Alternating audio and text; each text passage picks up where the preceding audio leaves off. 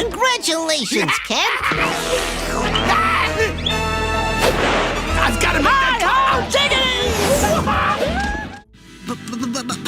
But Mr. Bighead... Mr. Bighead... If you grew up in the 90s, you probably think you remember all the cartoons from your childhood. But here's the truth. Hidden between the big hits like Rugrats and Dexter's Laboratory were some characters so bizarre, so downright strange, that your brain probably erased them on purpose. Well, today we're bringing them back. These are the top 10 weirdest 90s cartoon characters you forgot about. From conjoined animals to nightmare fuel animation styles, stick around until the end because number 1 is a character that many parents actually complain to networks about for scaring their kids. And hey, before we jump in, if you love digging into the strangest parts of your childhood cartoons, make sure to hit subscribe, drop a comment with your favorite forgotten character, and tap that super thanks button to help keep these videos coming. Oh, and I'll link the DVD box sets of some of these cartoons down below in case you want to relive the madness yourself.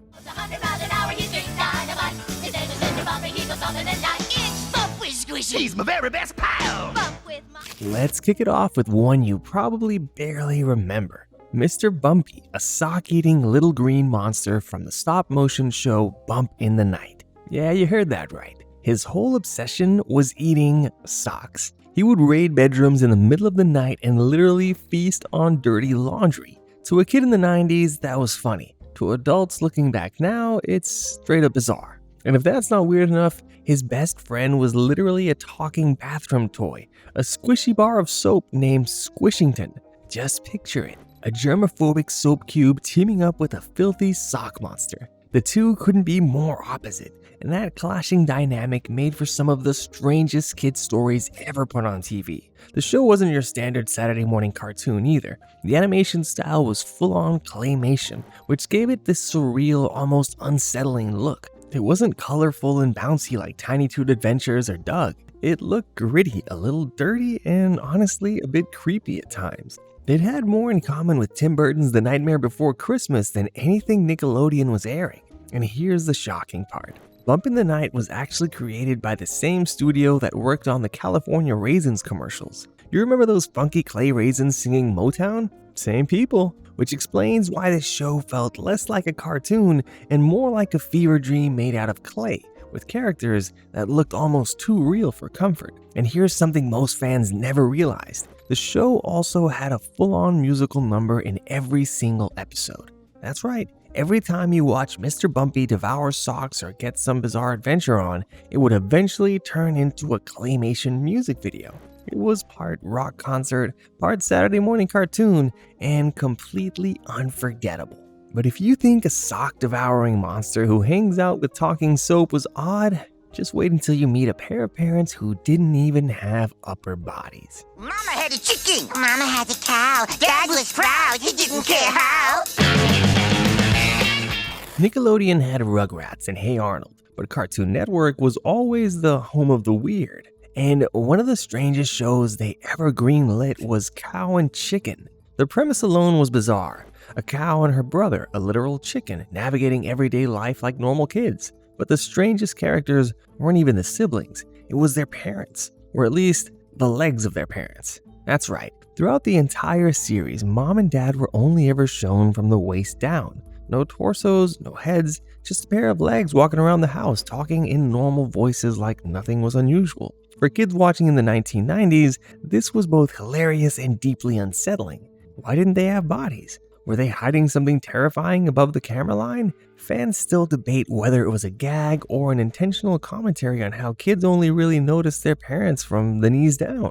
And here's the kicker. The show actually stirred up more controversy than you might remember. The leg-only parents were strange enough, but the real storm came with an infamous banned episode called Buffalo Gals. In that episode, an all-female biker gang breaks into Cow and Chicken's house, and their favorite hobby is eating carpet. That's not me exaggerating. It was an actual plot point. Unsurprisingly, parents flooded Cartoon Network with complaints about the inappropriate innuendo. The episode only aired once before being permanently pulled from circulation, making it one of the most infamous lost cartoons of the 90s.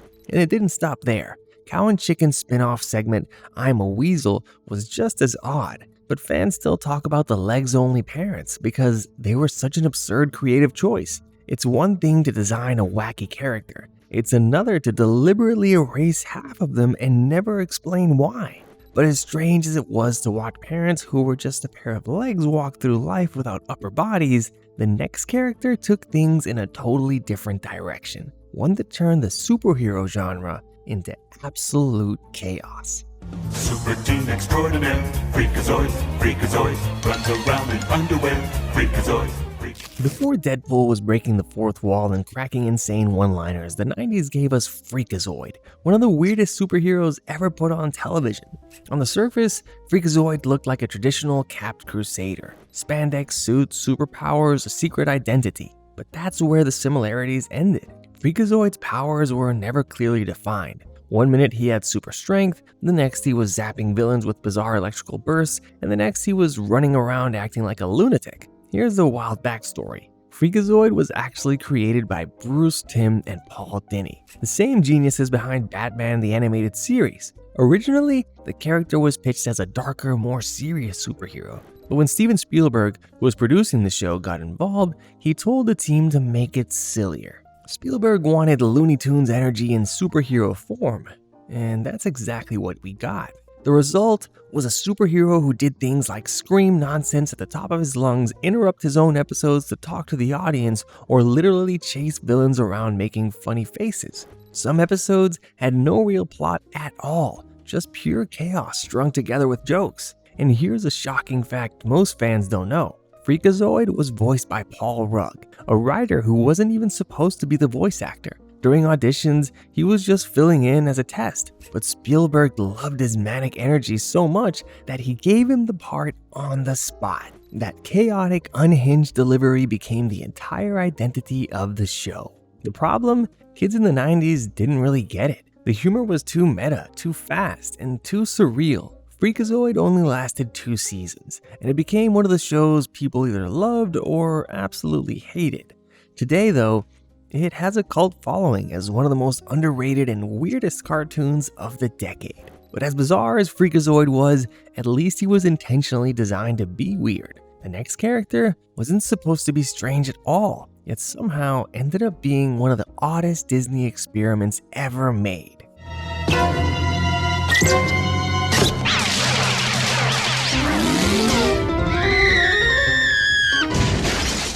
If you think Disney only played it safe with shows like DuckTales and Darkwing Duck, think again. In 1993, they introduced us to Bonkers D. Bobcat, a character so strange he felt like he came from an alternate universe.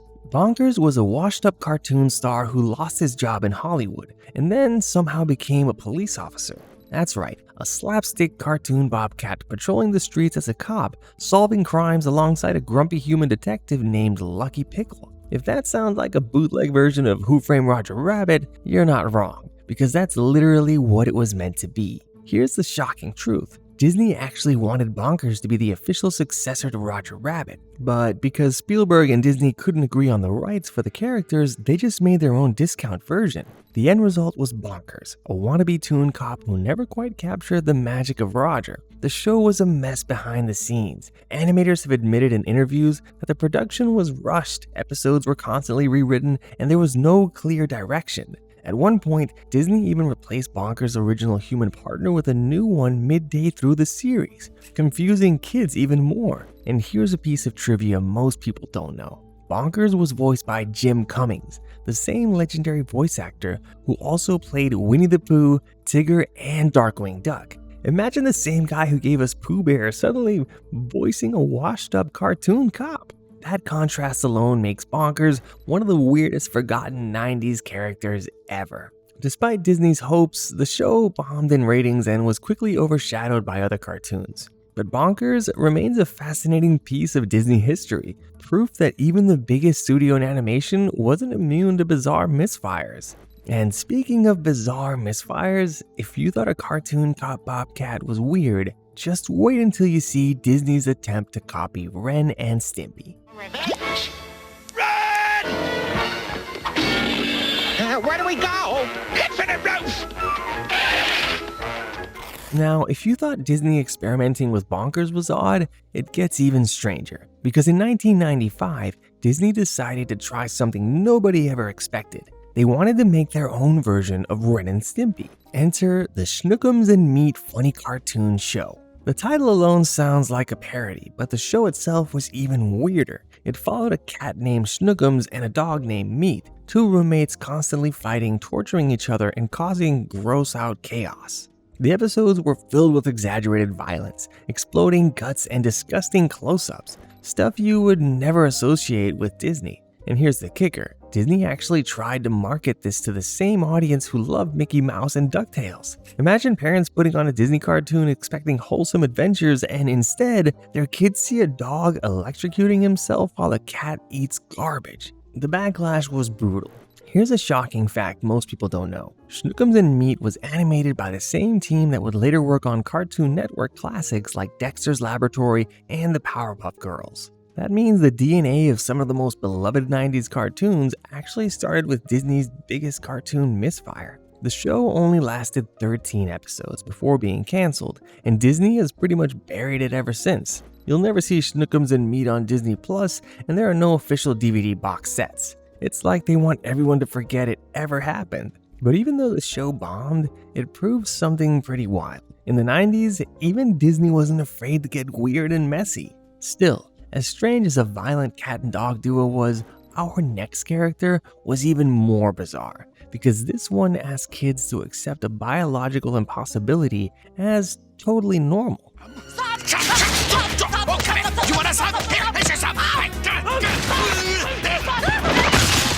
Nickelodeon was the king of strange in the 90s, but nothing they made was weirder than CatDog. The concept was simple, a cat and a dog fused together at the middle. No backside, no separation, just one long, stretchy body with a cat on one end and a dog on the other. It's the kind of thing a kid might doodle in their notebook as a joke, but Nickelodeon actually greenlit it as a full series. The show leaned into the weirdness, with episodes about how cat and dog handled things like eating, bathing, or even dating. But the biggest mystery fans couldn't stop asking was obvious. How did they go to the bathroom? The creators admitted in interviews that they were bombarded with that question constantly. Their response? We'll never see that. It was one of the most infamous unsolved mysteries of 90s TV. Here's another shocking fact. CatDog was created by Peter Hannon, who pitched it directly to Nickelodeon execs in the late 90s. They thought the idea was so strange, it had to work. And they were right. CatDog ran for 4 seasons and even got a full-length TV movie. Despite the bizarre premise, kids loved it. But behind the scenes, not everyone was a fan. Some parents and critics slammed the show for being disturbing and gross. Even voice actors admitted that recording for CatDog was exhausting because each character's energy had to be so different. Jim Cummings, who played the dog, was hyper and silly, while Tom Kenny, who played the cat, yes, the same voice actor who played SpongeBob, had to be sarcastic and uptight. The contrast is what made the show hilarious, but endlessly weird. But here's the strangest thing. Nickelodeon originally wanted CatDog to be part of a shared Nicktoons universe, where they'd interact with other characters like Rocco and the Rugrats. That idea was scrapped, probably because even Nickelodeon realized CatDog was too weird to exist in the same world as Tommy Pickles. Still, for a whole generation of kids, CatDog was unforgettable. The perfect example of how the 90s embraced the bizarre and turned it into something iconic. And if you think a two-headed animal with no backside was strange, just wait until you meet a superhero whose biggest battle cry was named after silverware.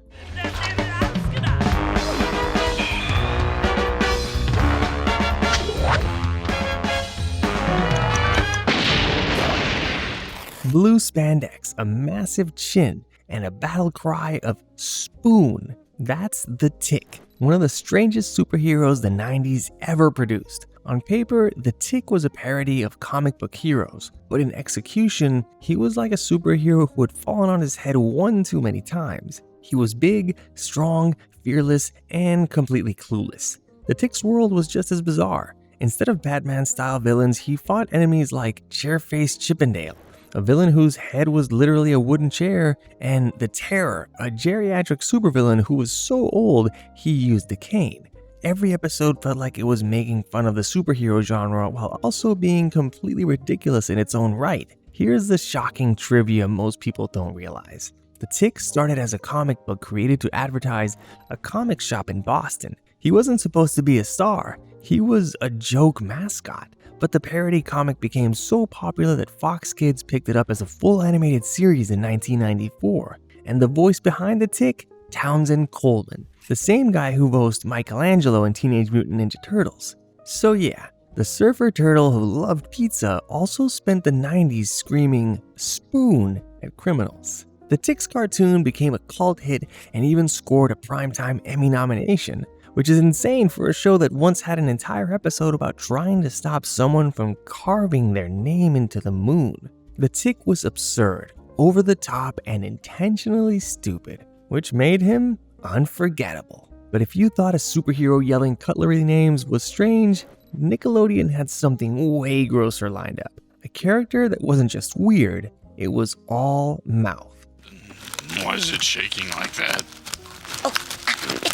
It's shaking because, oh no, we're gonna have a party! Nickelodeon was never afraid to get weird, but Real Monsters took it to a whole new level. The show already featured some of the strangest character designs in cartoon history. Ickis, the rabbit-eared monster with self-esteem issues, Oblina, who looked like a walking candy cane with giant red lips, and Crumb, who carried his eyeballs around in his hands. That alone was bizarre enough. But then came Aunt Griselda, and she was nightmare fuel. Aunt Griselda was basically a giant head with nothing but a mouth, huge lips, jagged teeth, gums that seemed to go on forever, and almost no body to speak of. It was like the animators asked themselves, what if we just made a monster out of the scariest part of a face? And then they did. The design wasn't random either. Klasky Suppo, the animation studio behind Rugrats, deliberately made Real Monsters unsettling. The animators later admitted they wanted the show to make kids comfortably uncomfortable. That's why the monsters looked grotesque instead of cute. They wanted to test how far they could push kids' imaginations without totally crossing the line. And here's a shocking fact. Some of the original sketches for the monsters were considered too disturbing to even make it into the show. According to artists who worked on it, several designs were scrapped because Nickelodeon execs thought they would actually traumatize kids. And considering what did make it onto the screen, like a character made of nothing but teeth, you can only imagine how creepy the rejected designs must have been. Yet, despite being so unsettling, the show was a hit. Kids couldn't look away. It was weird, gross, and funny all at once. And Aunt Griselda stood out as one of the strangest monsters in the show, literally built on strangeness. But as bizarre as a monster made entirely of mouth was, she wasn't the only 90s cartoon character that left kids scratching their heads. Up next is a grumpy frog-like neighbor who might have been the weirdest part of one of Nickelodeon's most bizarre shows ever. But Mr. Bighead. Mr. Bighead. If you remember Rocko's Modern Life, you know it was a show packed with bizarre adult jokes hidden in a kid's cartoon. But Ed Bighead was the strangest thing in it. He was Rocko's grumpy, frog-like neighbor who constantly complained about everything. But behind the scenes, creators later admitted that Ed Bighead was actually designed as a parody of every bitter adult kids see in real life. The cranky teacher, the rude neighbor, the angry boss. The weirdest part, Ed and his wife Bev had entire episodes dedicated to their dysfunctional marriage, something you'd never expect in a Nickelodeon cartoon. But if you thought marital drama in a frog couple was weird, wait until you see our #1 pick, which gave kids nightmares for years. Me and my dad get to bring Johnny, Gina, and Gordy, who we are all going to take ice skating. Go get him, Gordorino. Easily one of the strangest things ever put on kids' TV. Angela Anaconda was animated using cut and paste photo collages with black and white faces stuck on cartoon bodies. It looked less like a kid's cartoon and more like something from a horror film. Kids were unsettled by it, parents hated the visuals, and critics called it ugly on purpose. But here's the shocking part. Angela Anaconda actually aired as a short before Digimon the movie in theaters, which means tons of kids went to see Digimon and were instead traumatized by Angela's face first. So there you have it, the top 10 weirdest 90s cartoon characters you forgot about. Which one creeped you out the most? Did you ever own the CatDog plush toys, or do you still have nightmares about Angela Anaconda? Drop your memories down in the comments. I love reading through them, and I'll pin the funniest ones. And don't forget, hit subscribe, tap that super thanks button if you want me to keep uncovering these lost corners of our childhood, and check out the DVD box set links down below if you want to binge some of these forgotten classics. Because if the 90s taught us anything, it's that Saturday morning cartoons were just as weird as they were wonderful. Thanks for watching, and see you next time.